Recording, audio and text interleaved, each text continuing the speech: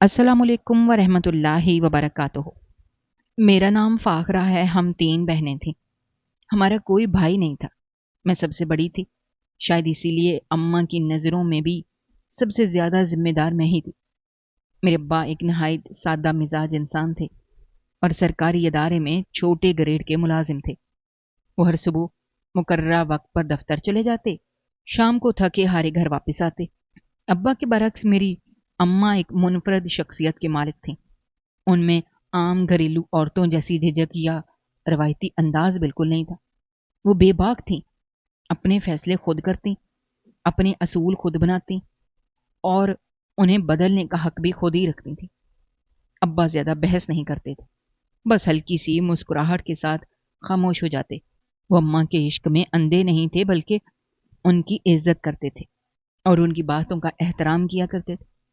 محلے والے ہمیں عجیب نظروں سے دیکھتے تھے، کچھ لوگ تو ہمیں غیر مسلم تک کہہ دیتے تھے، مگر اماں نے کبھی لوگوں کی باتوں کو اہمیت نہیں دی تھی۔ ایک دن میں نے اماں سے پوچھا، آپ اور ابا کی شادی کیسے ہوئی تھی؟ اماں نے ہلکی سی مسکراہٹ کے ساتھ جواب دیا، میں ایک فیکٹری میں کام کرتی تھی، جب شام کو چھٹی کے بعد گھر واپس آتی، تمہارے ابا بھی روز اسی راستے سے گزرتے۔ پہلے ہماری نظریں ملی، پھر سلام دعا شروع ہوئی، اس کے بعد دل کی باتیں ایک دوسرے سے ہونے لگی۔ پھر ایک دن ہم نے سیدھی کورٹ میرج کر لی۔ میں نے حیرت سے پوچھا، اماں کورٹ میرج کیوں کی تھی؟ وہ ہنس کر بولی، تمہارے دادا دادی نے صاف کہہ دیا تھا کہ یہ لڑکی ہماری برادری کی نہیں ہے، ہم اسے کسی صورت قبول نہیں کریں گے۔ تب میں نے تمہارے ابا سے کہا کہ یا تو مجھے کورٹ لے جا کر شادی کر لو، یا پھر میں ہمیشہ کے لیے تمہیں چھوڑ کر چلی جاؤں گی۔ بس میری یہ بات سنتے ہی تمہارے ابا مجھے سیدھا کورٹ لے گئے اور ہم نے شادی کر لی۔ اماں کی آواز میں اپنے فیصلے پر فخر صاف محسوس ہوتا تھا، جبکہ میرے دل میں ایک سوال جنم لیتا کہ کیا ہر ماں ایسی ہی ہوتی ہے؟ کیا ہر محبت اپنے رشتے توڑ کر ہی اپنی منزل تک پہنچتی ہے؟ مگر اس وقت میں چھوٹی تھی، اس لیے یہ سوال صرف میرے دل اور دماغ تک ہی محدود رہتے، زبان پر کبھی نہیں آتے تھے۔ ہم ایک کرائے کے گھر میں رہتے تھے، دادا دادی چچا پھپھیاں کسی سے بھی ہمارا کوئی تعلق نہیں تھا۔ ابا نے شادی کے بعد اپنے تمام رشتے ناطے ختم کر دیے تھے۔ جب سے میں نے ہوش سنبھالا تھا، اماں کو ہمیشہ اسی بے باک انداز میں دیکھا تھا۔ ان کی خود اعتمادی، ان کے فیصلے اور ان کا نڈر مزاج آہستہ آہستہ میرے اندر بھی اترنے لگا تھا۔ مجھے لگنے لگا تھا کہ شاید دنیا کی پرواہ کیے بغیر اپنی مرضی سے جینا ہی اصل زندگی ہے۔ وقت گزرتا رہا اور اماں ابا کی زندگی اپنی رفتار سے چلتی رہی۔ کچھ مہینوں بعد اماں نے دوبارہ فیکٹری جانے کی خواہش ظاہر کی، کیونکہ سب سے چھوٹی بہن حورب 1 سال کی ہو چکی تھی اور گھر کے اخراجات بھی بڑھنے لگے تھے۔ ابا نے پہلے تو انہیں منع کیا، مگر اماں نے اپنی ضد برقرار رکھی تو آخر کار وہ مان گئے۔ اس کے بعد اماں ہر صبح تیار ہو کر فیکٹری جانے لگی۔ وہ اپنا پرانا ہینڈ بیگ اٹھاتی، صاف ستھری چپل پہنتی، بالوں میں وہی مخصوص کلپ لگاتی جو ہمیشہ ایک ہی طرف لگا ہوتا تھا۔ شروع میں وہ حورب کو بھی اپنے ساتھ لے جاتی تھی، جبکہ ہم دونوں بہنیں اسکول چلی جاتی۔ چونکہ میں سب سے بڑی تھی، اس لیے گھر کی تمام ذمہ داری میرے کندھوں پر آ گئی تھی۔ اماں جاتے ہوئے ہمیشہ کہتی، چولہے پر سالن رکھا ہے، سب کو روٹی کھلا دینا، برتن بھی دھو کر رکھ دینا، شام کو آ کر دیکھوں گی۔ میں خاموشی سے سر ہلا دیتی اور جیسے ہی اماں دروازے سے باہر جاتی، میں گھر کے کاموں میں لگ جاتی۔ شام کو اماں تھکی ہوئی واپس آتی، مگر ان کے چہرے پر اطمینان ہوتا۔ آتے ہی پوچھتی، سب نے کھانا کھا لیا؟ میں جواب دیتی، جی اماں۔ وہ مسکرا کر شاباش کہتی، حورب کو گود میں اٹھاتی اور تھکن سے نڈھال ہو کر لیٹ جاتی۔ کچھ ہی عرصے میں ہمارے گھر کے حالات بدلنے لگے۔ آہستہ آہستہ گھر میں مہنگی اور نئی نئی چیزیں آنے لگی، جنہیں صرف ابا کی تنخواہ سے خریدنا ممکن نہیں تھا۔ یہ سب اماں کی کمائی کا نتیجہ تھا۔ اماں کبھی اپنے لیے نئی ساڑی لے آتی، کبھی ہمارے لیے نئے کپڑے اور جوتے خرید لاتی، کبھی چاکلیٹ اور دوسری چیزیں لے آتی۔ جب ہمارے گھر ٹی وی آیا تو ایسا لگا جیسے گھر میں عید آ گئی ہو۔ ہم تینوں بہنیں شام کو بے چینی سے اماں کا انتظار کرتے، کھانا کھا کر ٹی وی کے سامنے بیٹھ جاتے۔ فلمیں اور ڈرامے دیکھنے کا ہمیں ایسا شوق لگا کہ روزانہ اسی کا انتظار رہنے لگا۔ اماں بھی ہمارے ساتھ بیٹھ جاتی اور کہتی بس ایک قسط دیکھتے ہیں، پھر سب اپنے اپنے کام کریں گے۔ مگر ایک قسط کب 2 اور پھر 3 میں بدل جاتی، کسی کو احساس ہی نہ ہوتا۔ یوں شام ڈھل جاتی اور کئی کام ادھورے رہ جاتے۔ پہلے جو کام میں اماں کے گھر آنے سے پہلے مکمل کر لیا کرتی تھی، اب وہ اکثر رہ جاتے۔ کبھی برتن صبح تک پڑے رہتے، کبھی گھر کی صفائی نہ ہو پاتی۔ ہماری زندگی میں سہولتیں تو بڑھتی جا رہی تھیں، مگر ان کے ساتھ ساتھ ذمہ داریاں بھی بڑھ رہی تھیں۔ اماں کی تنخواہ اچھی تھی، کبھی انہیں بونس مل جاتا، کبھی وہ آم بسکٹ یا ہمارے لیے کھلونے لے آتی۔ ہماری خوشی دیکھ کر وہ اپنی ساری تھکن بھی بھول جاتی تھی۔ ابا کو اماں کی نوکری سے ہونے والا فائدہ تو صاف دکھائی دیتا تھا، مگر اس کے ساتھ ساتھ ان کی بدلتی ہوئی عادتیں بھی اندر ہی اندر پریشان کرنے لگی تھیں۔ اماں اب اتنی تھک کر گھر آتی کہ کھانا کھانے کے بعد گھر کے کام کرنے کے بجائے سیدھا ٹی وی کے سامنے جا بیٹھتی۔ ان کے رہن سہن میں بھی تبدیلی آنے لگی تھی۔ پہلے سادہ لباس پہنتی تھی، اب اماں نئے نئے فیشن اپنانے لگی تھی۔ کبھی نیا پرس لے آتی، کبھی اونچی ہیل والے جوتے خرید لاتی۔ ابا خاموشی سے کھانا کھاتے، پھر اخبار اٹھا کر اس میں گم ہو جاتے۔ وہ پہلے کی طرح زیادہ دیر گھر والوں کے ساتھ نہیں بیٹھتے تھے۔ ان کی آنکھوں میں بے شمار سوال ہوتے، مگر وہ انہیں زبان پر کبھی نہیں لاتے تھے۔ دوسری طرف ہم سب بہنوں کی دلچسپی صرف نئے ڈراموں، نئے سین اور نئے ڈائلاگز میں رہ گئی تھی۔ ٹی وی کا ریموٹ اگرچہ ابا کے ہاتھ میں ہوتا، مگر چینل ہمیشہ وہی لگتا جو اماں دیکھنا چاہتی۔ ابا نے جیسے خاموشی سے سب کچھ قبول کر لیا تھا، یا شاید وہ برداشت کر رہے تھے۔ ان کے چہرے پر کئی بار ایسے تاثرات آتے جنہیں ہم پوری طرح سمجھ نہیں پاتے تھے، مگر میں اتنا ضرور محسوس کرنے لگی تھی کہ ہمارے گھر میں کچھ نہ کچھ ضرور بدل رہا ہے۔ اماں کا بدلتا ہوا رویہ، ان کی گفتگو، روز نئے انداز سے تیار ہو کر جانا، شام کو مہنگی مہنگی چیزیں لے کر واپس آنا، یہ سب ابا کی نظروں سے اوجھل نہیں تھا۔ ایک دن اماں گھر واپس آئیں تو ان کے ہاتھ میں ایک بڑا سا شاپنگ بیگ تھا۔ اس میں ہمارے لیے نئے جوتے، چاکلیٹس اور اپنے لیے ایک مہنگا پرفیوم تھا۔ ابا نے ریموٹ ایک طرف رکھا اور پوچھا، یہ سب کہاں سے آیا؟ اماں نے مسکراتے ہوئے جواب دیا، فیکٹری سے بونس ملا ہے، باس نے سب کو دیا ہے۔ ابا خاموش تو ہو گئے، مگر کافی دیر تک اس شاپنگ کو غور سے دیکھتے رہے۔ اس کے بعد ایسے واقعات بڑھنے لگے۔ کبھی اماں مہنگی لپسٹک لے آتی، کبھی نیا پرفیوم، کبھی کوئی اور قیمتی چیز۔ ایک دن فیکٹری کی گاڑی انہیں گھر چھوڑنے آئی، مگر اس دن گاڑی میں صرف ڈرائیور نہیں تھا، بلکہ ایک مرد ورکر بھی ان کے ساتھ بیٹھا ہوا تھا۔ ہم بہنیں دروازے پر کھڑی تھیں۔ اماں گاڑی سے اتری اور جاتے جاتے اس آدمی سے ہنستے ہوئے بولی، آج چائے کا وقت نہیں، پھر کبھی صحیح۔ یہ منظر ابا نے کھڑکی سے اپنی آنکھوں سے دیکھا تھا۔ اس شام وہ غیر معمولی طور پر خاموش رہے۔ کھانے کی میز پر انہوں نے ایک لفظ تک نہیں بولا۔ اماں نے بات چیت شروع کرنے کی کوشش کی۔ ابا دھیرے سے بولے، آج کل تمہارا انداز کچھ بدلا بدلا سا لگتا ہے۔ اماں نے ہنستے ہوئے جواب دیا، گھر کے لیے کچھ کروں تو بھی مسئلہ، نہ کروں تو بھی مسئلہ۔ ابا نے نظریں جھکا کر آہستگی سے کہا، میں صرف یہ چاہتا ہوں کہ میری بیوی کا آنا جانا اور اٹھنا بیٹھنا سوچ سمجھ کر ہو۔ اماں فوراً بولی، میں کوئی بچی ہوں جو مجھے ہر بات سکھائی جائے؟ اگلے دن بھی ابا کا موڈ خراب تھا۔ وہ دفتر جانے سے پہلے بھی غیر معمولی خاموش رہے۔ چند دن بعد رات کے وقت میری آنکھ کھلی، میں نے صحن سے ابا کی دھیمی آواز سنی۔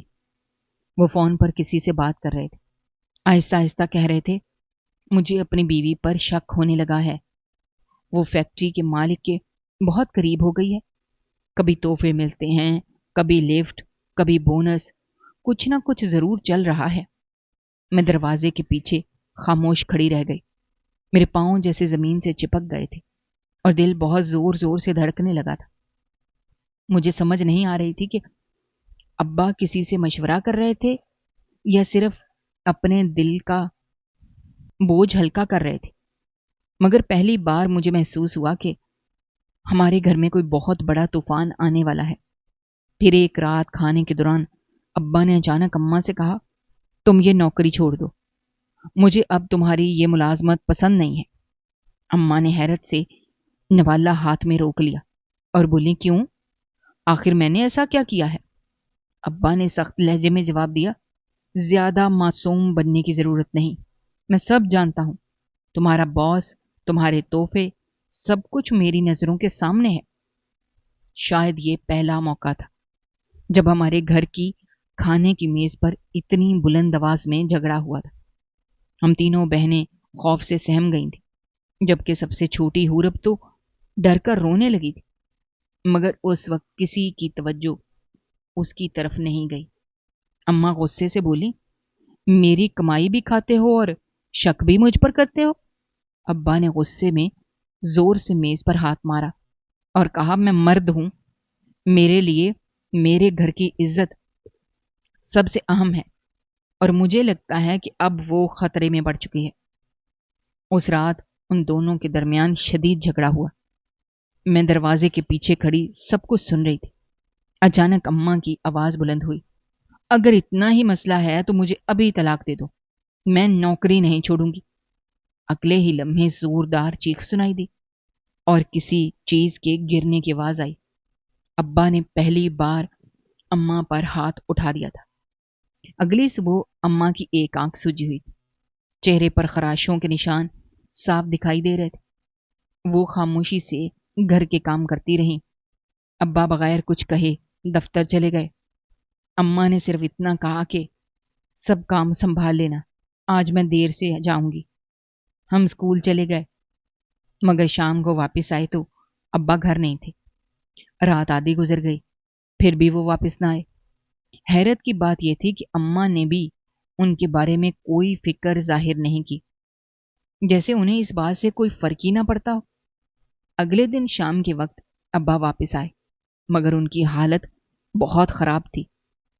ان کی شرٹ پھٹی ہوئی تھی، چہرے پر زخم تھے اور ایک بازو پر پٹی بندھی ہوئی تھی۔ ہم سب گھبرا کر ان کی طرف دوڑ پڑے، جبکہ اماں دور خاموش کھڑی رہیں۔ ابا نے مختصر سا جواب دیا، راستے میں کسی نے پیچھے سے حملہ کر دیا تھا۔ اماں نے بے پرواہی سے کہا، یا پھر خود ہی کسی سے پنگا لے لیا ہوگا۔ ابا نے سیدھا اماں کی طرف دیکھا اور دھیرے سے کہا، جسے تم اپنا باس کہتی ہو اس کے انداز بھی میں اچھی طرح جانتا ہوں۔ یہ سنتے ہی اماں کا چہرہ ایک لمحے میں زرد پڑ گیا، مگر انہوں نے ایک لفظ بھی نہیں کہا۔ اس دن پہلی بار مجھے محسوس ہوا کہ ہمارے گھر کی دیواروں کے اندر ایک ایسا خاموش زہر پھیل چکا ہے جو دکھائی تو نہیں دیتا، مگر سب کچھ واضح کر دیتا تھا۔ ابا کی زخمی حالت میں واپس آنے کے بعد ہمارے گھر پر ایک عجیب سا سکوت طاری ہو گیا تھا۔ اماں اور ابا ایک ہی چھت کے نیچے رہتے تھے، مگر دونوں ایک دوسرے کے لیے بالکل اجنبی بن چکے تھے۔ ان کے درمیان بات چیت تقریباً ختم ہو گئی تھی۔ کھانے کی میز پر صرف چمچوں اور پلیٹوں کی آوازیں سنائی دیتی تھی۔ میری دونوں چھوٹی بہنیں کچھ بھی نہیں سمجھتی تھی، مگر میں اتنی بڑی ہو چکی تھی کہ محسوس کر سکتی تھی۔ خاموشی صرف خاموشی نہیں ہوتی، وہ بھی بہت کچھ کہہ جاتی ہے، بس اسے سننے کے لیے دل اور دماغ کا بیدار ہونا ضروری ہوتا ہے۔ ابا زیادہ تر اپنے کمرے میں رہنے لگے تھے اور بہت کم باہر نکلتے تھے۔ ایک رات اچانک ابا نے اماں سے کہا، اگر تم کل بھی کام پر گئی میں تمہیں طلاق دے دوں گا۔ اماں صوفے پر بیٹھی تھی، انہوں نے بے پرواہی سے نظریں اٹھائیں اور کہا، کل کیا؟ اگر اتنا ہی شوق ہے تو آج ہی طلاق دے دو، مگر میں نوکری پر ضرور جاؤں گی۔ ہم تینوں بہنیں یہ سب سن رہی تھی، مگر کسی میں اتنی ہمت نہیں تھی ایک لفظ بھی بول سکے۔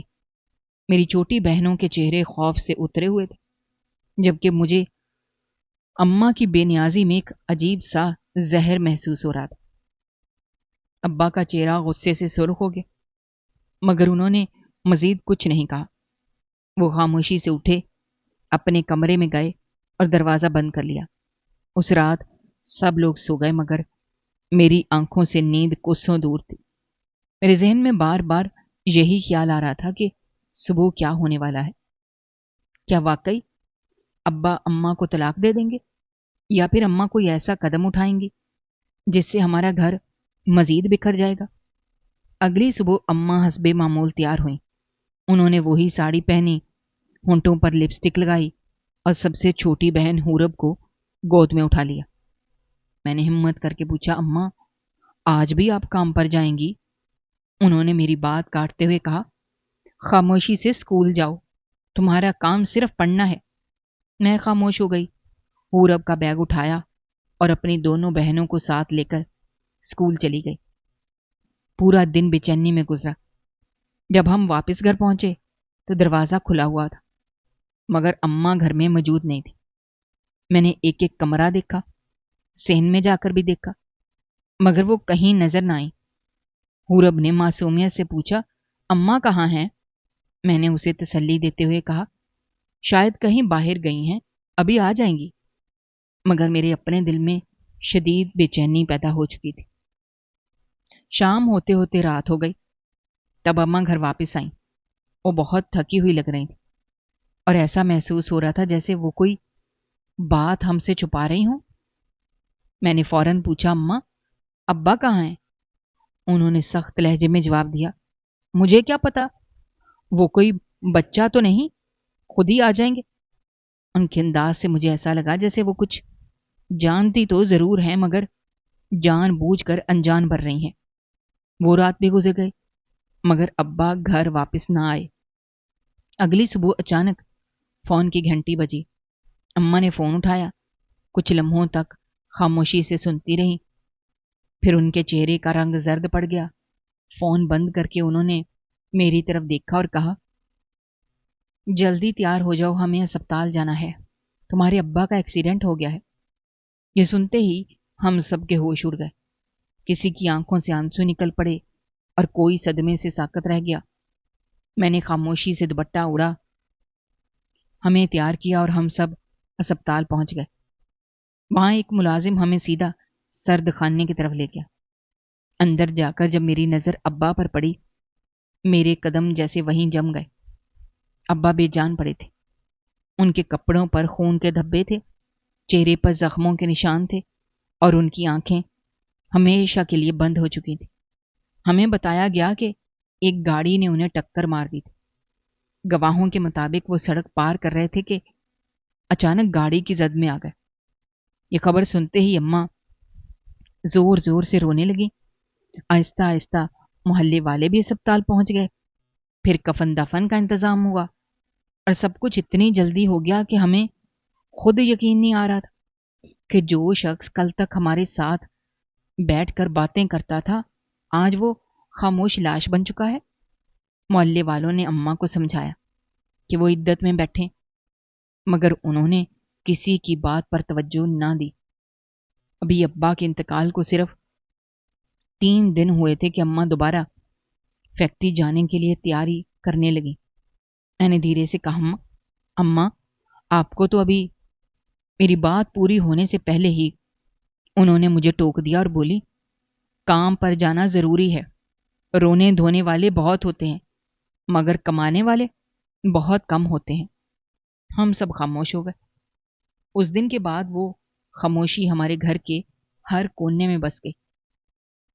ابا اس دنیا سے چلے گئے تھے، مگر اپنے ساتھ بے شمار سوال، ان گنت شکوے اور وہ اعتماد بھی لے گئے تھے جس پر ہمارا پورا گھر کھڑا تھا۔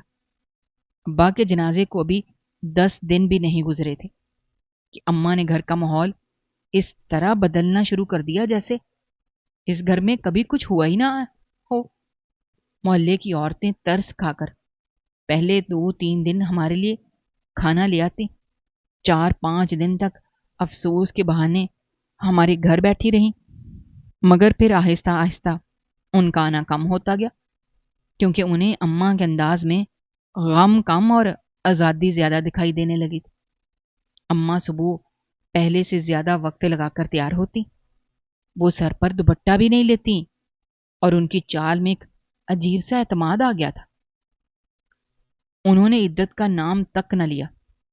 ایک دن میں نے ہمت کر کے پوچھا، اماں مولوی صاحب نے عدت کے بارے میں بھی تو کچھ کہا تھا نا؟ اماں نے بے نیازی سے میری طرف دیکھا اور بولی، عدت وہ عورتیں کرتی ہیں جو اپنے شوہر کے ساتھ دل کا رشتہ نبھا کر آتی ہیں، میں تو بس ایک ذمہ داری نبھا رہی تھی۔ ان کی یہ بات سن کر میرے پاس خاموش رہنے کے علاوہ کوئی راستہ نہیں بچا تھا۔ دوپہر کے وقت ایک نیا سلسلہ شروع ہو گیا۔ فیکٹری میں کام کرنے والے مرد ہمارے گھر آنے لگے، کوئی پان لے آتا، کوئی جوس، کوئی سبزیوں کا تھیلا۔ وہ ایک ایک دو دو گھنٹے ہمارے گھر بیٹھے رہتے، پھر کمرے کا دروازہ بند ہو جاتا اور ہم تینوں بہنیں صحن میں کھیلتی رہتی، جبکہ اندر سے کبھی ہنسی کی آوازیں آتی اور کبھی دھیمی دھیمی باتیں سنائی دیتی۔ ایک دن میں نے دیکھا ایک آدمی اماں کا موبائل ہاتھ میں پکڑے کچھ دیکھ رہا تھا، اور اماں اس کے قریب جھک کر مسکرا رہی تھی۔ جیسے ہی میری نظر ان پر پڑی، انہوں نے فوراً پردہ کھینچ دیا۔ شام کو اماں نے مجھ سے کہا، کل سے تم لوگ جلدی سو جایا کرو، جب مہمان آئے تو گھر صاف ستھرا ہونا چاہیے۔ میں نے آہستہ سے کہا، اماں آج کل مہمان کچھ زیادہ ہی نہیں آنے لگے؟ انہوں نے میری آنکھوں میں دیکھتے ہوئے کہا، جن بچوں کے سر سے باپ کا سایہ اٹھ جائے ان کی چھت بچانے کے لیے کچھ نئے رشتے بنانے پڑتے ہیں۔ اس کے بعد محلے والوں نے بھی کھل کر باتیں کرنا شروع کر دی۔ خالہ نسرین جو پہلے ہمارے لیے روٹیاں پکا کر لے آیا کرتی تھی، ایک دن آئیں اور اماں سے بولی، بہن تھوڑا خیال کرو، تمہاری بچیاں جوان ہو رہی ہیں، لوگوں کی زبانیں بند کرنا آسان نہیں ہوتا۔ اماں نے بڑے سکون سے جواب دیا، اپنی زبان قابو میں رکھنا آپ لوگوں کی ذمہ داری ہے، میں اپنے مہمانوں کو نہیں روک سکتی۔ اس دن کے بعد خالہ نسرین نے بھی ہمارے گھر آنا چھوڑ دیا۔ محلے بھر میں طرح طرح کی باتیں ہونے لگیں۔ لوگ کہنے لگے کہ اماں فیکٹری کے مالک کے بہت قریب ہو چکی ہیں۔ ایک دن واقعی فیکٹری کا مالک بڑی سی گاڑی لے کر اماں کو لینے آیا۔ اماں نئے کپڑے پہن کر، ہونٹوں پر لپسٹک لگا کر اور بغیر شال اوڑے اس گاڑی میں بیٹھ گئیں۔ ہم تینوں بہنیں دروازے پر کھڑی یہ سب دیکھتی رہ گئیں۔ 2 دن بعد جب وہ واپس آئیں تو فیکٹری کا مالک بھی ان کے ساتھ تھا۔ وہ اماں کو بڑے احترام سے میڈم کہہ کر مخاطب کر رہا تھا۔ کچھ دیر باتیں کرنے کے بعد اس نے ایک لفافہ اماں کے ہاتھ میں دیا اور چلا گیا۔ اس کے بعد اماں نے ہمیں اپنے پاس بلایا اور کہا، یہ گھر اب ہمارے لیے محفوظ نہیں رہا، محلے والے جو مرضی کہتے رہیں مگر اب ہم یہاں نہیں رہیں گے۔ فیکٹری کے مالک نے ہمارے لیے ایک نیا گھر لے لیا ہے، کل ہم وہاں منتقل ہو جائیں گے۔ میں نے حیرت سے پوچھا، اتنی جلدی؟ اماں نے کہا، تمہارے ابا کے بعد اس محلے والوں نے ہمیں عزت نہیں دی، صرف ترس کھایا ہے۔ اب نئی جگہ ہوگی اور نئی زندگی شروع کریں گے۔ اگلے ہی دن ایک پک اپ گاڑی آئی، ہمارا سامان اس میں رکھا گیا اور ہم ایک نئے علاقے میں منتقل ہو گئے۔ وہ گھر پہلے والے گھر سے کہیں بہتر تھا۔ اس میں 2 کمرے تھے، بڑا سا صحن تھا، گھر کے اندر ہی غسل خانہ بھی بنا ہوا تھا۔ اماں بہت خوش تھیں، انہوں نے خود پورے گھر کی صفائی کی اور مسکراتے ہوئے کہا، اب ہمیں روکنے والا کوئی نہیں، اب ہم اپنی مرضی سے زندگی گزاریں گے۔ اس نئے گھر میں فیکٹری کے مالک کا آنا جانا بھی پہلے سے کہیں زیادہ بڑھ گیا۔ کبھی وہ کھانا لے آتا، کبھی پھلوں کا تھیلا، تو کبھی کوئی اور تحفہ۔ ابا کے جانے سے جو خلا پیدا ہوا تھا، اماں شاید اسے کسی اور کے ذریعے بھرنے کی کوشش کر رہی تھی۔ ایک دن میں نے اپنی بہنوں سے کہا، کبھی کبھی ایسا لگتا ہے کہ ابا مرے نہیں، بس ہماری زندگی سے ہٹا دیے گئے ہیں۔ پورب نے معصومیت سے پوچھا، ہٹ جانا کیا ہوتا ہے؟ میں نے اس کی بات کا جواب دینے کے بجائے خاموشی اختیار کر لی۔ کیونکہ کچھ باتیں بچوں کو سمجھانا ممکن نہیں ہوتا۔ نیا گھر تو مل گیا تھا، مگر ہمارے دلوں میں چھپا ہوا خوف اب بھی وہی موجود تھا۔ جب بھی کوئی مرد گھر آتا اور کمرے کا دروازہ بند ہوتا، ہم تینوں بہنیں ایک دوسرے کی طرف دیکھنے لگتی۔ ہمارے چہروں پر سوال ہوتے تھے، مگر ان سوالوں کا جواب کسی کے پاس نہیں تھا۔ چند ہی ہفتوں بعد فیکٹری کے مالک اورنگزیب صاحب کا ہمارے گھر آنا جانا بہت زیادہ بڑھ گیا۔ ہم بہنیں اپنے کمرے میں ہوتی اور اماں ان کے ساتھ ڈرائنگ روم میں گھنٹوں بیٹھی باتیں کرتی۔ کبھی دونوں کی ہنسی کی آواز آتی، کبھی دروازہ بند ہو جاتا۔ شروع میں اماں دروازہ کھلا رکھا کرتی تھی، مگر پھر انہوں نے کہنا شروع کر دیا کہ جب مہمان آئیں تو دروازہ بند کر دیا کرو، باہر شور بہت ہوتا ہے۔ آہستہ آہستہ مجھے محسوس ہونے لگا کہ اماں اور اورنگزیب صاحب کے تعلق میں اب کوئی پردہ باقی نہیں رہا۔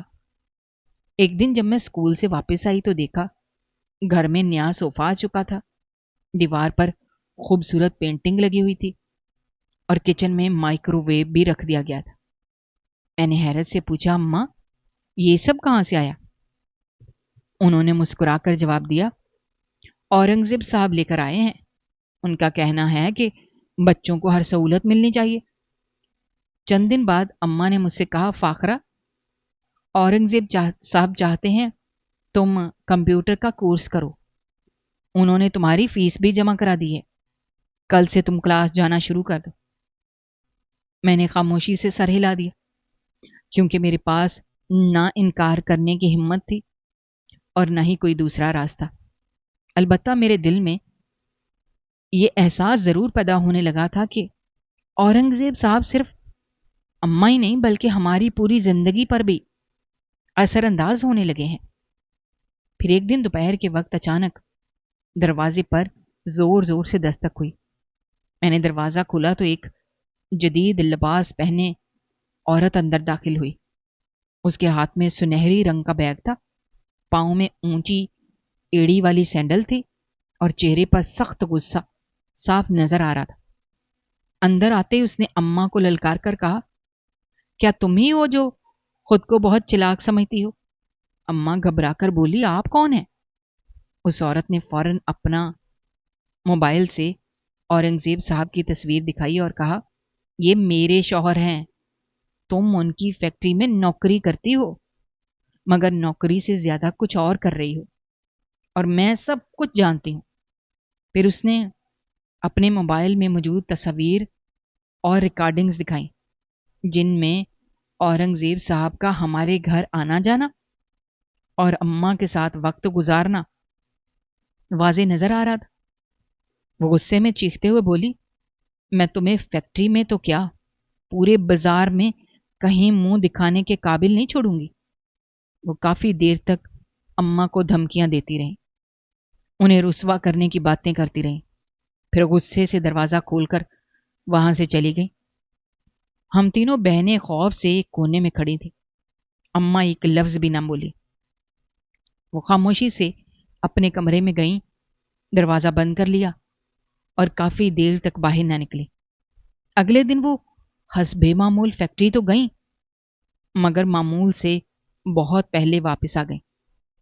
آج اماں کے چہرے پر وہ اعتماد اور بے فکری نہیں تھی جو پہلے ہر وقت دکھائی دیتی تھی۔ وہ خاموشی سے آ کر چارپائی پر بیٹھ گئیں، جیسے ایک ہی دن میں کئی سال بوڑھی ہو گئی ہوں۔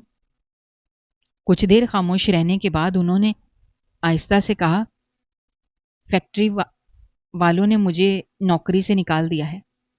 میں نے دھیرے سے پوچھا، اورنگزیب صاحب نے کچھ نہیں کہا؟ کیا انہوں نے آپ کا ساتھ نہیں دیا؟ اماں نے تلخ لہجے میں جواب دیا، اب وہ میرا ساتھ نہیں دیں گے، اب وہ صرف چھپیں گے۔ اپنی بیوی کو راضی کرنے کے لیے انہوں نے مجھے قربان کر دیا۔ اس دن کے بعد واقعی اورنگزیب صاحب کا ہر طرح کا رابطہ ختم ہو گیا۔ نہ کوئی فون آیا، نہ کوئی پیغام، نہ وہ کبھی ہمارے گھر آئے۔ اماں روز صحن میں ایک ہی جگہ بیٹھی رہتی، نظریں ہر وقت دروازے پر جمی رہتی، جیسے انہیں اب بھی امید ہو کہ شاید وہ اچانک آ جائیں گے اور کہیں گے یہ سب ایک غلط فہمی تھی۔ فیکٹری کی نوکری ختم ہونے کے بعد کچھ دن تک گھر میں عجیب سا سناٹا چھایا رہا، مگر اماں زیادہ دیر تک بے روزگار نہ بیٹھ سکی۔ ایک شام انہوں نے ہمیں بتایا قریبی بازار میں ایک بوتیک پر سلائی کا کام مل گیا ہے، وقت بھی مناسب ہے اور گزارا بھی ہو جائے گا۔ ہم تینوں بہنوں نے ایک دوسرے کی طرف دیکھا، مگر کسی نے کوئی سوال نہیں کیا۔ اگلے ہی دن اماں نے اپنا پرس اٹھایا اور نئی نوکری پر چلی گئی۔ شروع میں تو وہ وقت پر واپس آتی، تھکی ہوئی ضرور ہوتی، مگر ہمارے لیے کچھ نہ کچھ ضرور لے کر آتی۔ کبھی آئس کریم، کبھی سموسے، کبھی مہندی کی کون اور کبھی کوئی خوبصورت دوپٹہ۔ یوں لگنے لگا جیسے زندگی دوبارہ معمول پر آ رہی ہو، لیکن کچھ ہی عرصے بعد وہی پرانا سلسلہ ایک بار پھر شروع ہو گیا۔ فرق صرف اتنا تھا کہ اس بار چہرے نئے تھے۔ بوتیک کے کچھ گاہک اماں کو گھر چھوڑنے آنے لگے، پھر آہستہ آہستہ وہ گھر کے اندر بھی بیٹھنے لگے۔ ابتدا میں اماں ان سے پردے کی اوٹ میں بات کرتی تھی، مگر پھر یہ احتیاط بھی ختم ہو گئی۔ ایک دن ایک شخص آیا جو باقی سب سے زیادہ بے تکلف تھا۔ وہ صوفے پر ٹانگ رکھ کر بیٹھ گیا۔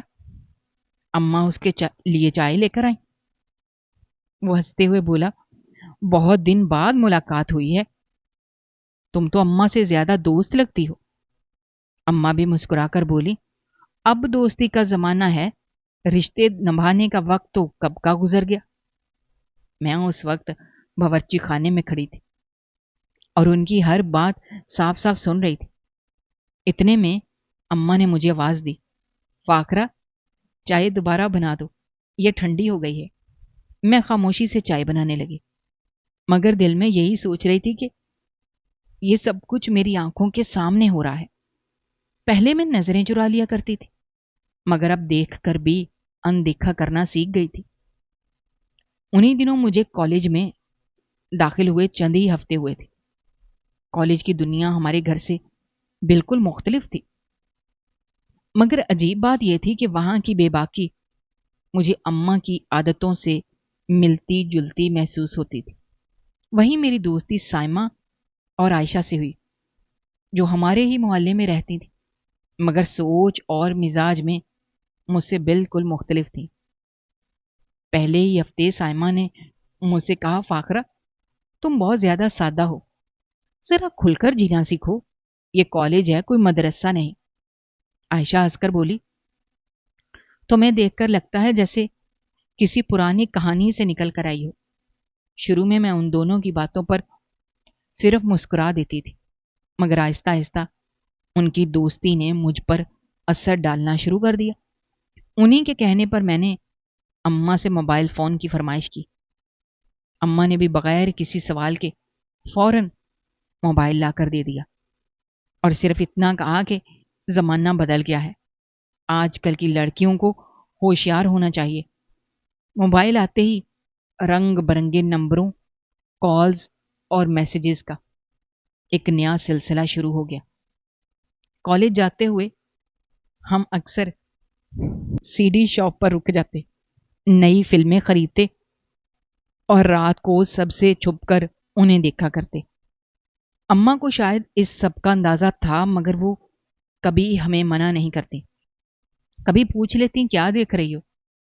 میں ہنس کر کہہ دیتی ایک فلم ہے، معاشرتی مسئلے پر بنی ہے، بس سمجھنے کی کوشش کر رہی۔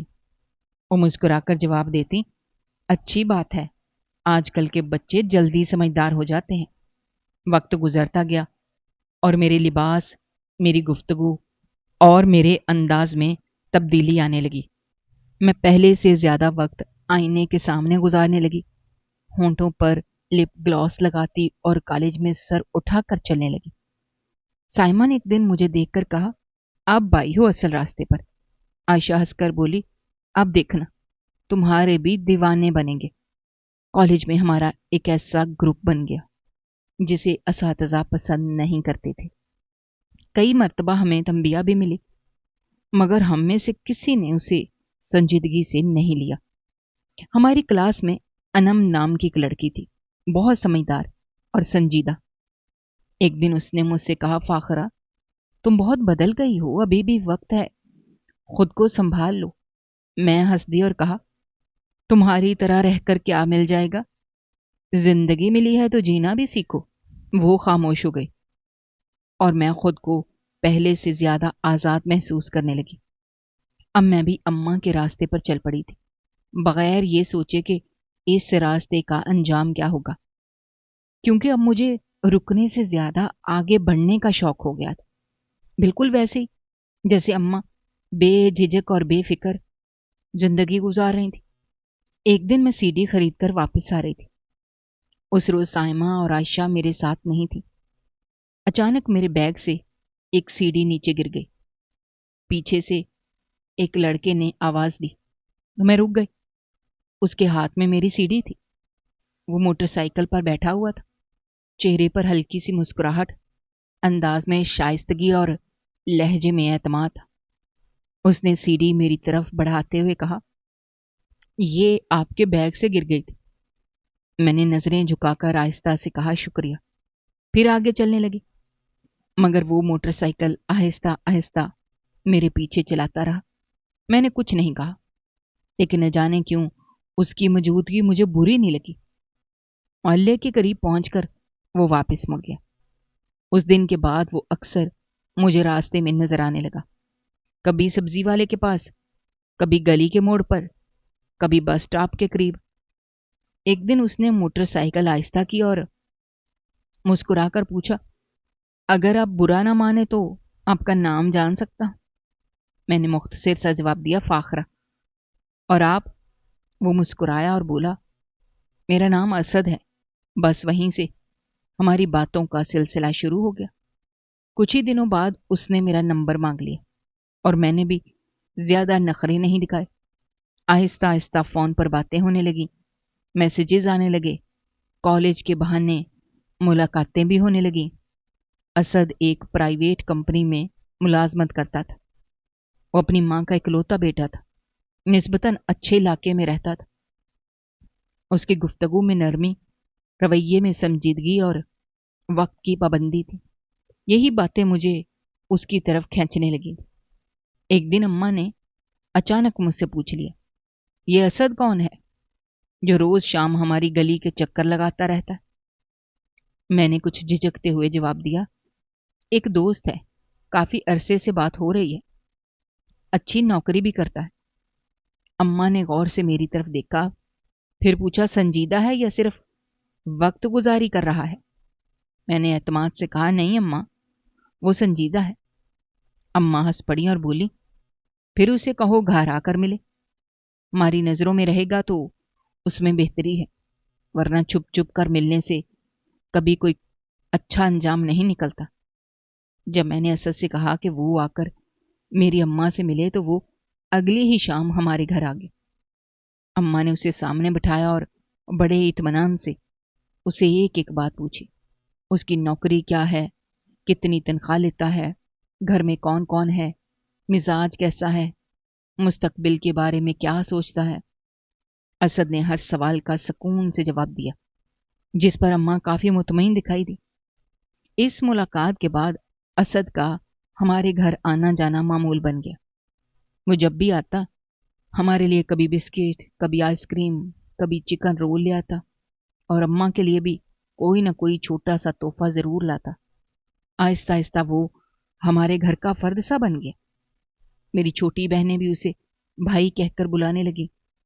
وہ کبھی اماں کے ساتھ بیٹھ کر گپ شپ کرتا، کبھی میرے لیے موبائل کا بیلنس یا فون کارڈ لے آتا۔ تقریباً 1 سال تک یہی سلسلہ چلتا رہا۔ اس دوران ہم کبھی فلم دیکھنے چلے جاتے، کبھی سائمہ اور عائشہ کے ساتھ شاپنگ کرتے، کبھی چھپ کر تصویریں بھی بنوا لیتے۔ ایک مرتبہ میری ایک بہن نے میرے فون میں اسد کے پیغامات دیکھ لیے، مگر اس نے کچھ نہ کہا، کیونکہ ہمارے گھر میں یہ سب اب معمول کی بات بنتی جا رہی تھی۔ پھر ایک دن اسد نے مجھے بتایا کہ اس کا دبئی کا ویزا لگ گیا ہے اور وہ 3 ماہ بعد وہاں جانے والا ہے۔ میں نے خوش ہو کر اسے मुबारकबाद दी, मगर वो अचानक संजीदा हो गया और कहने लगा, मैं दुबई जाने से पहले तुमसे शादी करना चाहता हूं। उसकी ये बात सुनकर मैं खामोश हो गई। सच तो ये था कि उस वक्त मेरी शादी करने की कोई ख्वाहिश नहीं थी। मैं अपनी मौजूदा जिंदगी में खुश थी और किसी जिम्मेदारी या बंधन में बंधने का इरादा नहीं रखती थी। मैंने ये बात अम्मा को बताई तो उन्होंने गौर से मेरी पूरी बात सुनी, फिर मुस्कुराकर बोली, शादी कर लो, लड़का तुम्हें दिल से चाहता है, तुम उसकी बीवी कहलाओगी, वो बाहर से पैसे भी भेजता रहेगा और तुम यहां अपनी मर्जी की जिंदगी गुजारती रहोगी। मैंने झिझकते हुए पूछा, अगर वो दुबई जाकर बदल गया या किसी और को पसंद करने लगा तो?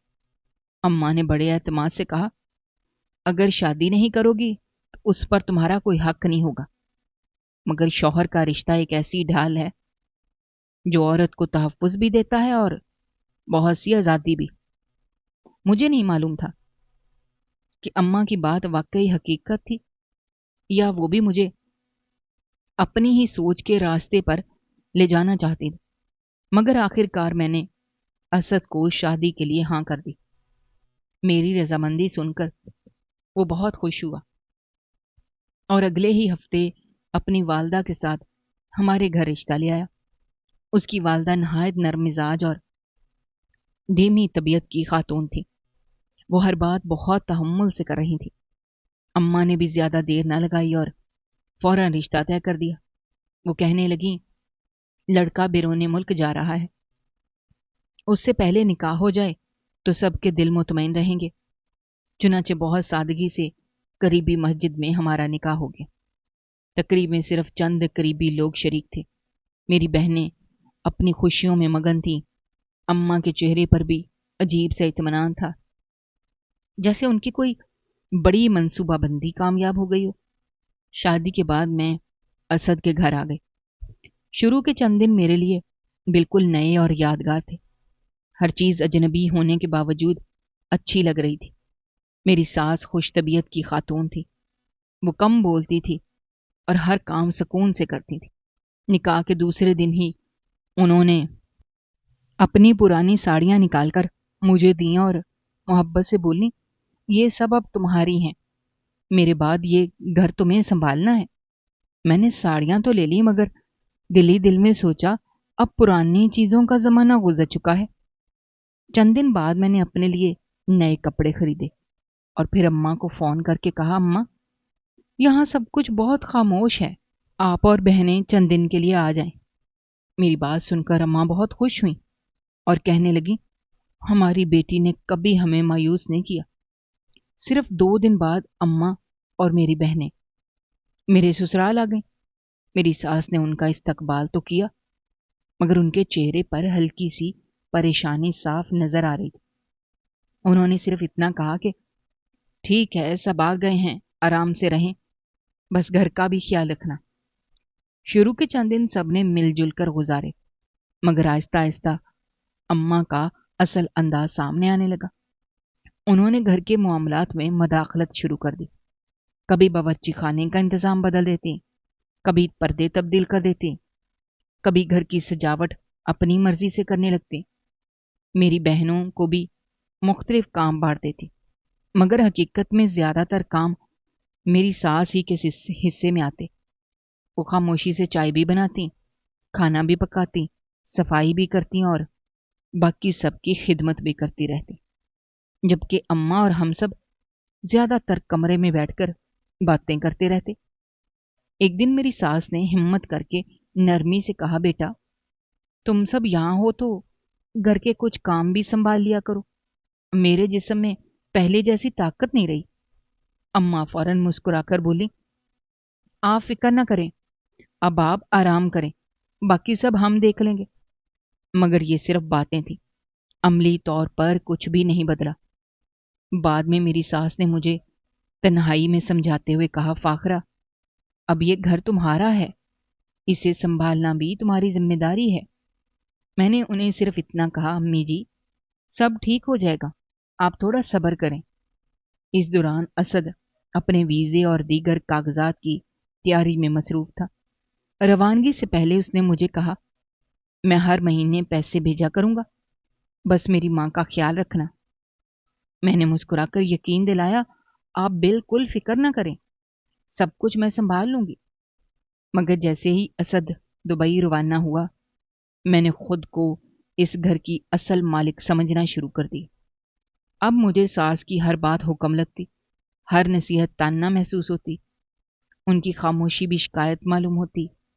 اسد کے جانے کے بعد ہم نے اپنی مرضی کی زندگی گزارنی شروع کر دی۔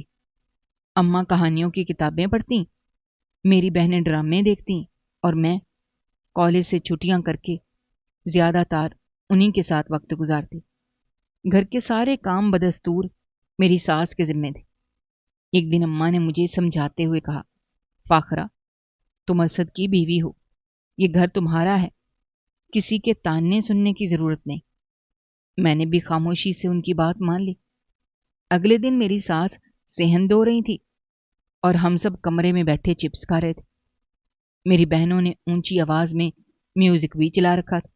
ساس نے آ کر آہستہ سے کہا، بیٹا، شور بہت زیادہ ہے، میرے سر میں درد ہو رہا ہے۔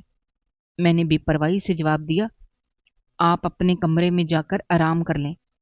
اس کے بعد وہ کچھ نہ بولی، خاموشی سے اپنے کام کرتی رہی، پھر اپنے کمرے میں جا کر بیٹھ جاتی۔ دیکھتے ہی دیکھتے 3 ماہ گزر گئے۔ اسد ہر مہینے باقاعدگی سے پیسے بھیجتا اور میں وہ تمام رقم اماں کے حوالے کر دیتی۔ اماں کہتی، یہ سب تمہارے لیے ہی ہے، بس کسی کو شکایت کا موقع نہ دینا۔ اسی پیسوں سے ہم نے گھر میں نیا فرنیچر، نئے پردے، مہمانوں کے لیے خوبصورت ٹیبل سیٹ خرید لیے۔ جبکہ میری ساس دن بدن کمزور ہوتی جا رہی، وہ خاموشی سے سب کچھ برداشت کر رہی، کبھی کسی سے شکایت نہیں کرتی تھی۔ ایک دن اماں نے مجھے الگ لے جا کر کہا، فاخرہ، جب تک یہ عورت اس گھر میں موجود ہے، تم کبھی اپنی مرضی کی زندگی نہیں گزار سکو گی۔ اگر آج اس پر نرمی دکھاؤ گی، کل کو یہ تمہیں حکم چلائے گی اور تانے دے گی۔ میں نے دھیرے سے کہا، مگر اسد؟ اماں نے میری بات درمیان میں کاٹ دی اور بولی، اسد اس وقت ہزاروں میل دور بیٹھا ہے، یہاں اس کا نہیں بلکہ تمہارا فیصلہ چلے گا۔ اسی رات میری ساس نے بخار کی شدت میں مجھ سے پانی مانگا۔ میں نے خود جانے کے بجائے اپنی بہن سے کہا کہ انہیں ایک گلاس پانی اور پیناڈول دے دو۔ وہ پانی اور دوا دے آئی، مگر جب میری ساس نے میری طرف دیکھا، ان کی آنکھوں میں شکر گزاری کے بجائے گہرا شکوہ تھا۔ اس وقت بھی میں نے ان کی خاموش نگاہوں کو نظر انداز کر دیا۔ اسد کو دبئی گئے پورے 4 سال گزر چکے تھے۔ شروع میں وہ باقاعدگی سے فون کرتا تھا، پیغامات بھیجتا اور ہماری خیریت پوچھتا تھا، مگر آہستہ آہستہ اس کی مصروفیات بڑھتی گئی۔ پھر ایک وقت ایسا آیا، اس کی کالیں تقریباً ختم ہو گئی۔ آخری بار اس سے بات ہوئے بھی 2 سال گزر چکے تھے۔ میں نے نہ کبھی اس سے شکوہ کیا، نہ ہی اس کی واپسی کے بارے میں پوچھا، کیونکہ ہر مہینے اس کی بھیجی ہوئی رقم وقت پر ہمارے اکاؤنٹ میں آ جاتی تھی اور ہمارے لیے یہی کافی تھا۔ اب اس گھر میں میری مرضی چلتی تھی، اماں کی بات آخری فیصلہ ہوتی، میں ان کے ہر فیصلے کی حمایت کرتی اور میری بہنیں ہماری ہر بات پر ہنستی اور خوش ہوتی۔ یہ ہماری اپنی ایک الگ دنیا بن چکی تھی۔ اس دنیا میں صرف ایک شخص ایسا تھا جو بالکل خاموش اور بے بس ہو گیا تھا، اور وہ میری ساس تھی۔ ان کا چہرہ دن بدن مرجھاتا جا رہا تھا، آنکھیں اندر کو دھنس چکی تھیں، مگر اس کے باوجود وہ ہر صبح اٹھتی، صحن میں جھاڑو دیتی، برتن دھوتی، کپڑے سکھاتی، گھر کے دوسرے کام بھی کرتی رہتی۔ نہ وہ کبھی کسی چیز کی شکایت کرتی، نہ ہی کسی سے کوئی مطالبہ کرتی۔ دوسری طرف ہم سب کمرے میں بیٹھ کر فلمیں دیکھتے، ہنستے، گانے سنتے اور اپنی دنیا میں مگن رہتے، جبکہ وہ خاموشی سے اپنے حصے کا ہر کام کرتی رہتی۔ ایک دن اماں نے ان کی طرف دیکھ کر طنزیہ انداز میں کہا، یہ ابھی تک زندہ ہے، آخر کب جائے گی؟ میں بھی بے حسی سے ہنس پڑی اور کہا، پتہ نہیں، شاید موت کو بھی ان پر ترس آ گیا ہے۔ میری ساس نے ہماری یہ بات سن لی، مگر انہوں نے ہمیشہ کی طرح کچھ نہیں کہا۔ وہ خاموشی سے اٹھیں اور اپنے کمرے میں جا کر دروازہ بند کر لیا۔ ہم نے کبھی ان سے نرمی سے بات نہیں کی۔ اگر ان سے کوئی کام ذرا سا بھی غلط ہو جاتا، ہم فوراً انہیں تانے دینے لگتے۔ کبھی کہتے کہ کپڑوں پر داغ رہ گئے ہیں، کبھی کہتے کھانے میں نمک زیادہ ہے یا کم ہے۔ ایک دن میری ایک بہن نے مذاق اڑاتے ہوئے کہا، نانے جی، اب تو آپ کے ہاتھ بھی کانپنے لگے ہیں، ہر چیز آپ کے ہاتھ سے گر جاتی ہے۔ میری ساس نے صرف ایک ہلکی مسکراہٹ دی اور خاموشی سے سر جھکا لیا۔ میں نے کبھی ان کا ساتھ نہیں دیا، بلکہ ہمیشہ اماں کے ساتھ مل کر انہیں یہ احساس دلاتی رہی کہ ہم نے انہیں اپنے ساتھ رکھ کر ان پر بہت بڑا احسان کیا ہے۔ ایک دن ان کی طبیعت اچانک بہت خراب ہو گئی۔ انہیں تیز بخار تھا، پورا جسم کانپ رہا تھا اور وہ بمشکل اٹھ پا رہی تھی۔ میں نے اماں سے کہا، لگتا ہے انہیں ڈاکٹر کو دکھانا پڑے گا، دوا بھی لانی ہوگی۔ اماں نے بے پرواہی سے جواب دیا، دوا کیا کرے گی، چند دن بعد ویسے ہی ہمیشہ کے لیے آرام مل جائے گا۔ ان کی یہ بات سن کر بھی میں خاموش رہی۔ میں نے ان کے لیے دوا تک نہ خریدی۔ اگلے دن میری بہنوں نے ان کے لیے تھوڑا سا دلیا بنایا۔ انہوں نے چند چمچ بڑی مشکل سے کھائے، پھر دوبارہ بستر پر لیٹ گئے۔ ان کا چہرہ زرد پڑ چکا تھا۔ میری ایک بہن نے پھر مجھ سے کہا، آپ بھی پلیز انہیں ڈاکٹر کے پاس لے جائیں، ان کی حالت واقعی ٹھیک نہیں لگ رہی۔ مگر میں نے بے دلی سے جواب دیا، ایسی بیماریاں برسوں چلتی رہتی ہیں، انہیں کچھ نہیں ہوگا۔ شام کے وقت وہ بمشکل اٹھ کر باتھ روم تک گئیں، مگر واپس آتے ہوئے اچانک لڑکھڑا کر زمین پر گر پڑی۔ اماں نے فوراً کہا، انہیں اٹھاؤ، کہیں یہیں مر گئی تو ہم لوگ الزام ہم پر ڈالیں گے۔ میں اور میری بہن نے مل کر انہیں سہارا دیا، بستر پر لٹا دیا اور پانی پلایا۔ ان کی سانس بہت تیزی سے چل رہی تھی۔ میں نے گھبرا کر اماں سے کہا، اگر انہیں کچھ ہو گیا تو؟ اماں نے بالکل سنجیدگی سے جواب دیا، مرنا تو ہر انسان نے ہی ہے، اس میں نئی بات کیا ہے؟ چند گھنٹوں بعد ان کی طبیعت کچھ سنبھل گئی، مگر اس دن کے بعد وہ پہلے سے زیادہ خاموش ہو گئی۔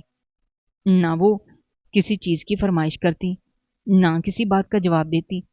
صبح سے شام تک بس ایک کونے میں بیٹھی رہتی اور کسی سے نظریں بھی نہ ملاتی۔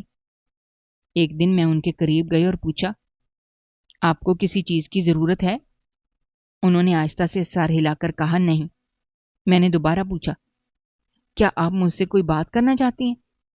انہوں نے میری طرف دیکھا اور صرف اتنا کہا، تمہیں کیا فرق پڑتا ہے؟ ان کا یہ ایک جملہ میرے دل میں کسی تیر کی طرح لگا۔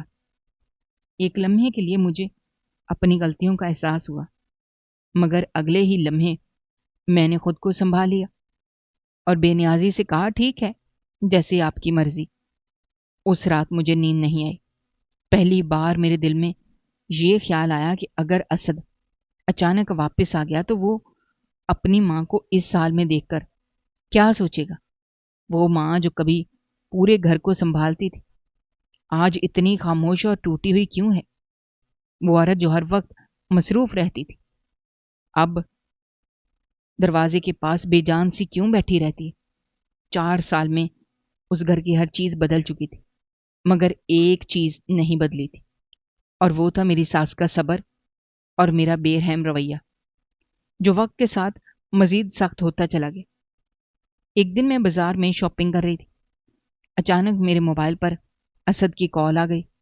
میں نے فون اٹھایا تو اس نے خوشی سے کہا، فاخرہ، میں پاکستان پہنچ گیا ہوں، ابھی ایئرپورٹ سے نکلا ہوں اور سیدھا گھر آ رہا ہوں۔ اس کی بات سنتے ہی میری سانسیں جیسے رک گئیں، میرے ہاتھ کانپنے لگے اور زبان سے ایک لفظ بھی نہ نکل سکا۔ وہ خوشی سے کہہ رہا تھا، میں تمہیں اور امی کو سرپرائز دینا چاہتا تھا، بس بہت دل چاہ رہا ہے کہ تم دونوں کو خوش دیکھو۔ فون بند ہوتے ہی میرے ہاتھ سے شاپنگ کے سارے تھیلے زمین پر گر گئے۔ بازار کا شور میرے کانوں سے غائب ہو گیا۔ میرے ذہن میں صرف ایک ہی منظر گھوم رہا تھا، میری بیمار ساس जो सुबह भी सहन में काम कर रही थी। मैं फौरन गाड़ी में बैठी और पूरी रफ्तार से घर की तरफ रवाना हो गई।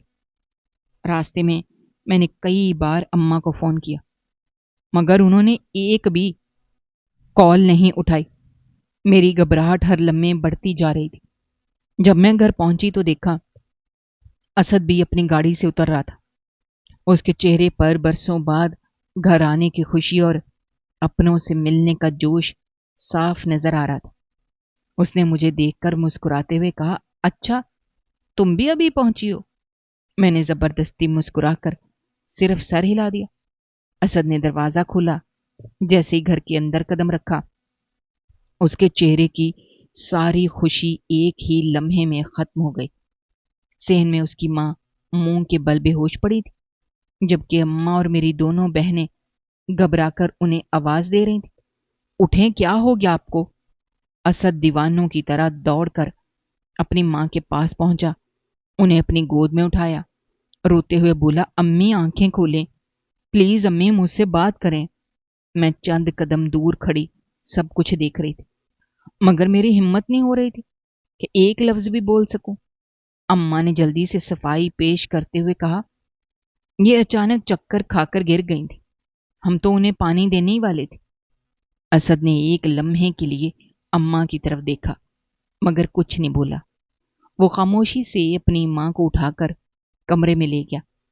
इसी दौरान मेरी नजर सास के हाथ पर पड़ी।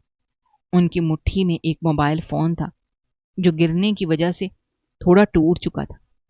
असद ने जमीन पर पड़ा हुआ मोबाइल उठाया, उसकी टूटी हुई स्क्रीन को गौर से देखा, फिर उसमें ईयरफोन लगाकर रिकॉर्डिंग चलाई। पूरे घर में गहरी खामोशी छा गई। असद की नजरें मुसलसल मोबाइल की स्क्रीन पर जमी हुई थी और हर गुजरते लम्हे के साथ उसके चेहरे के तासुरात सख्त होते जा रहे थे। कभी वो मेरी तरफ देखता, कभी अम्मा की तरफ, फिर दोबारा मोबाइल में महफूज आवाजें सुनने लगता। उस रिकॉर्डिंग में मेरी सास की मध्यम आवाज भी थी, मेरी आवाज भी, अम्मा की आवाज भी, मेरी बहनों की हंसी भी, और वो तमाम तल्ख जुमले, ताने और बेरहम अल्फाज भी महफूज थे जो हम रोजाना उनसे कहा करते थे। मेरी सास ने खामोशी से हमारे हर जुल्म को अपने मोबाइल में रिकॉर्ड कर लिया था, शायद इस उम्मीद पर कि एक दिन उनका बेटा ये सब जरूर सुनेगा। रिकॉर्डिंग खत्म होते ही असद ने कानों से ईयरफोन उतारे, मेरी तरफ देखा और गुस्से से चीखकर बोला, ये सब क्या है? उसकी आवाज इतनी बुलंद थी कि मेरे पूरे वजूद पर कपकपी तारी हो गई।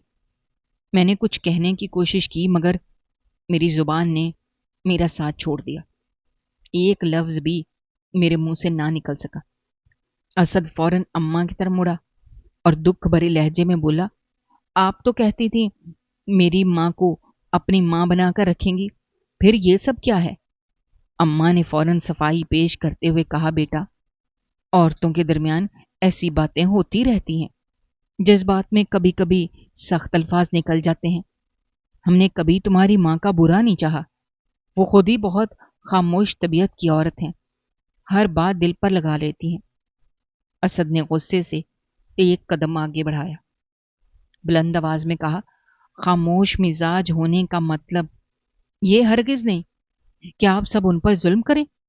वो मेरी मां हैं, उन्होंने मुझे पैदा किया, मुझे पाल पोस कर बड़ा किया, फिर मुझे तुम लोगों के हवाले कर दिया, लेकिन तुम सबने मिलकर उन्हें इस घर की नौकरानी से भी बदतर बना दिया।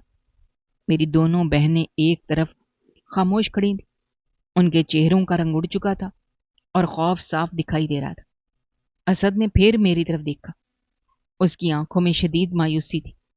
वो बोला, फाखरा, मुझे तुमसे ये उम्मीद थी कि मेरी गैर मौजूदगी में तुम मेरी मां का सहारा बनोगी, उनका ख्याल रखोगी, मगर तुमने तो उनसे जीने का सहारा ही छीन लिया।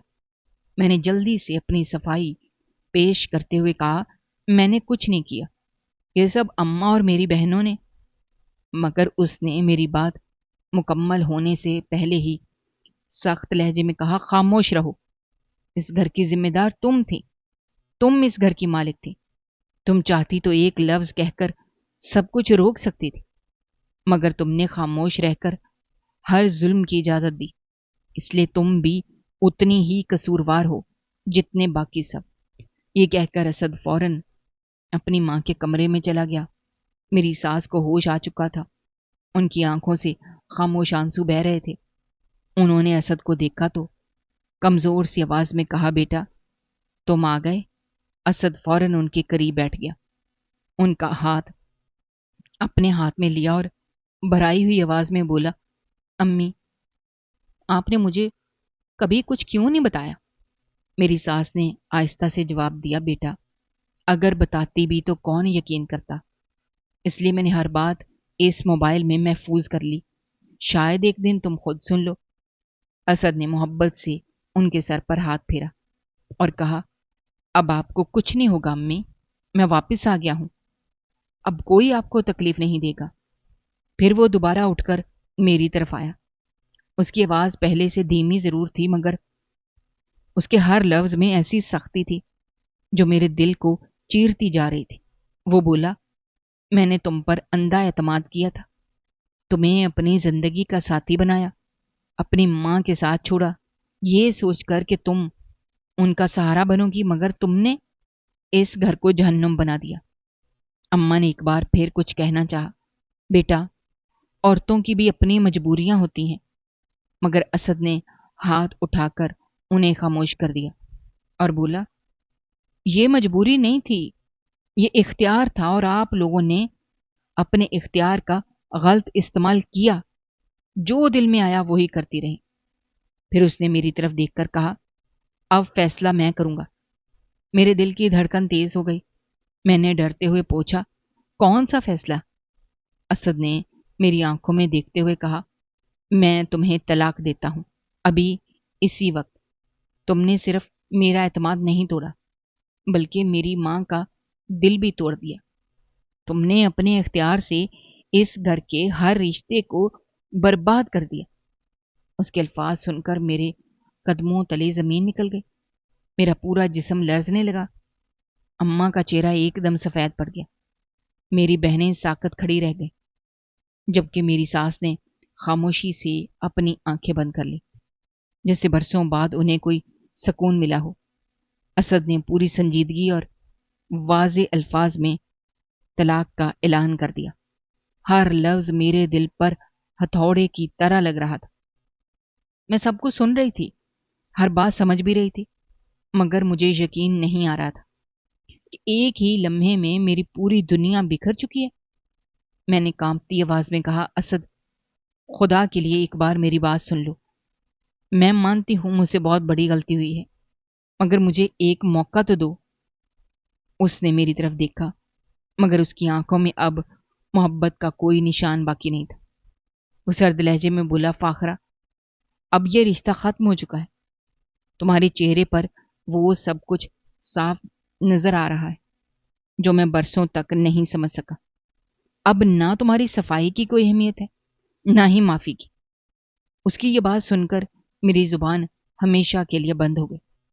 मेरे पास कहने को कुछ भी नहीं बचा था। जिस घर को मैं अपना घर समझती थी, आज उसी घर की दीवारें मुझे अजनबी महसूस हो रही। वो कमरे जहां मैंने अपनी पसंद से सजाया था, वो सामान जिस पर मुझे कभी फख्र था, वो सब एक ही लम्हे में मेरे लिए बेमायने हो चुका था। मुझे ऐसा महसूस हो रहा था जैसे मैं अपने ही घर में एक अजनबी बनकर खड़ी हूं। असद ने खामोशी से अपनी मां की चंद जरूरी चीजें समेटी, उन्हें ज़ारा देकर उठाया और नर्म लहजे में बोला, अम्मी चलें, अब आपको यहां मजीद कुछ बर्दाश्त नहीं करना पड़ेगा। मेरी सास उठने से पहले चंद लम्हे मेरी तरफ देखती रही। उनकी आंखें थकन से बोझल थीं, मगर उनमें ना नफरत थी ना मलामत, बस एक खामोश सा सवाल था, ऐसा सवाल जिसका जवाब शायद मेरे पास कभी नहीं होगा। फिर वो असद के साथ दरवाजे की तरफ बढ़ गई। उनके कदमों की चाप काफी देर तक मेरे कानों में गूंजती रही, और जब दरवाजा बंद हुआ, ऐसा लगा जैसे मेरी जिंदगी का एक बाब भी हमेशा के लिए बंद हो गया हो। मैं वहीं जमीन पर बैठ गई। میرے اندر نہ رونے کی طاقت تھی نہ ہی کچھ بولنے کی۔ اماں میرے قریب آئیں، میرے سر پر ہاتھ رکھا اور آہستہ سے بولی، فاخرہ، تم نے جو سوچا تھا ویسا نہیں ہوا، قسمت نے ہمارے ساتھ دھوکہ کر دیا۔ میں نے پہلی بار ان کی طرف بھرپور نظر سے دیکھا اور دھیمی آواز میں کہا، اماں، دھوکہ قسمت نے دے دیا، ہم نے خود اپنے آپ کو دیا ہے۔ میری بات سن کر اماں خاموش ہو گئی۔ اس رات میں آہستہ آہستہ اٹھ کر آئینے کے سامنے جا کھڑی ہوئی۔ برسوں بعد میں نے خود کو غور سے دیکھا۔ وہ چہرہ جسے میں ہمیشہ لپ گلاس، فاؤنڈیشن اور بغاوت سے چھپاتی رہی تھی، آج بالکل بے نقاب میرے سامنے آیا تھا۔ بال بکھرے ہوئے تھے، آنکھوں کے نیچے سیاہ ہلکے نمایاں تھے، چہرے پر تھکن، پشیمانی اور شکست صاف لکھی ہوئی تھی۔ میں نے لرزتے ہاتھ سے آئینے کو چھوا اور بہت دھیمی آواز میں کہا، یہ واقعی میں ہوں؟ پورا گھر خاموش تھا، مگر مجھے ایسا محسوس ہو رہا تھا جیسے یہی آئینہ برسوں کی میری بے حسی، غرور، نافرمانی اور ظلم کی داستان چیخ چیخ کر سنا رہا ہو۔ میں نے ڈریسنگ ٹیبل کا دراز کھولا اور پرانی تصویریں نکال کر سب سے اوپر ہماری شادی کی تصویر رکھی تھی۔ اس تصویر میں اسد میری طرف محبت سے دیکھ کر مسکرا رہا تھا اور میرے چہرے پر بھی مستقبل کی بے شمار امیدیں تھیں۔ میں کافی دیر تک اس تصویر کو دیکھتی رہی۔ آج وہ تمام امیدیں میری اپنی غلطیوں کی وجہ سے راکھ بن چکی تھیں۔ اسی دوران اماں کمرے میں آئیں اور کہنے لگیں کہ صبح ہمیں کچھ نہ کچھ فیصلہ کرنا ہوگا، اب اس گھر میں رہنا ہمارے لیے ممکن نہیں رہا۔ میں نے کوئی جواب نہیں دیا۔ میری دنیا، جسے میں نے اپنی مرضی اور اپنی خواہشوں کے مطابق سجایا تھا، ایک ہی دن میں میرے ہاتھوں سے پھسل چکی تھی۔ اگلی صبح اماں نے جلدی جلدی سارا سامان باندھنا شروع کر دیا۔ چند جاننے والوں سے رابطہ کیا اور طے ہوا کہ کچھ دن ہم ان کے گھر رہیں گے۔ جب ہم اس گھر سے نکلنے لگے تو میں آخری سیڑھی پر رک گئی۔ میں نے ایک بار مڑ کر پورے گھر کو دیکھا۔ وہی دیواریں، وہی کمرے، وہی صحن جنہیں میں کبھی اپنا سمجھتی تھی، آج خاموش گواہوں کی طرح میرے سامنے کھڑے تھے۔ دروازے پر لگے پھول مرجھا چکے تھے اور صحن میں پھیلی ہوئی دھوپ بھی مجھے یوں محسوس ہو رہی تھی جیسے میری غلطیوں پر خاموش طنز کر رہی ہو۔ نئے گھر پہنچنے کے بعد اماں نے مجھے دلاسا دیتے ہوئے کہا، یہ سب وقت کا کھیل ہے، آہستہ آہستہ سب ٹھیک ہو جائے گا۔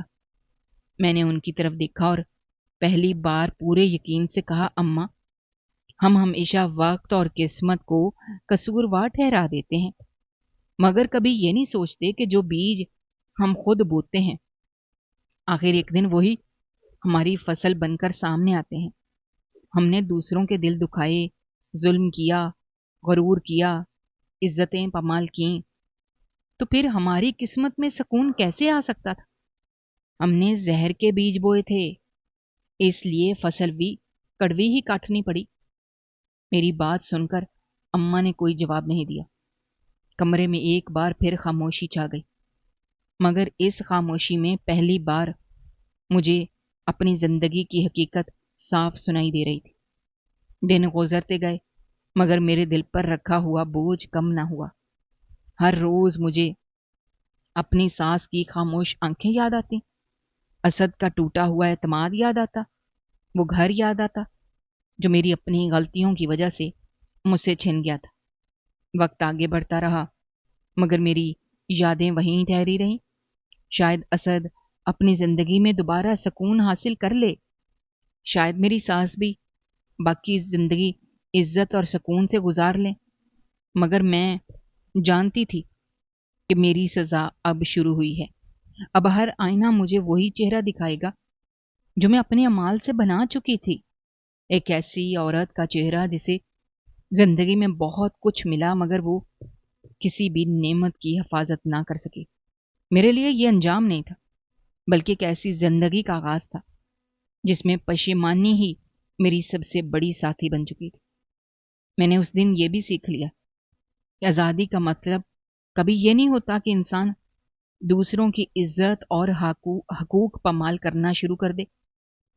असल इम्तहान तो उस वक्त होता है जब इंसान को इख्तियार मिलता है, क्योंकि इख्तियार मिलने के बाद इंसान की पहचान उसके किरदार से होती है, न कि चालाकी, बहानों या खूबसूरत बातों से। दोस्तों, आपको हमारी आज की ये कहानी कैसी लगी? कमेंट बॉक्स में अपनी राय का इजहार करना मत भूलिएगा। और अगर आप हमारे चैनल पर नए हैं तो चैनल को सब्सक्राइब करना भी मत भूलिएगा। शुक्रिया। अल्लाह हाफिज।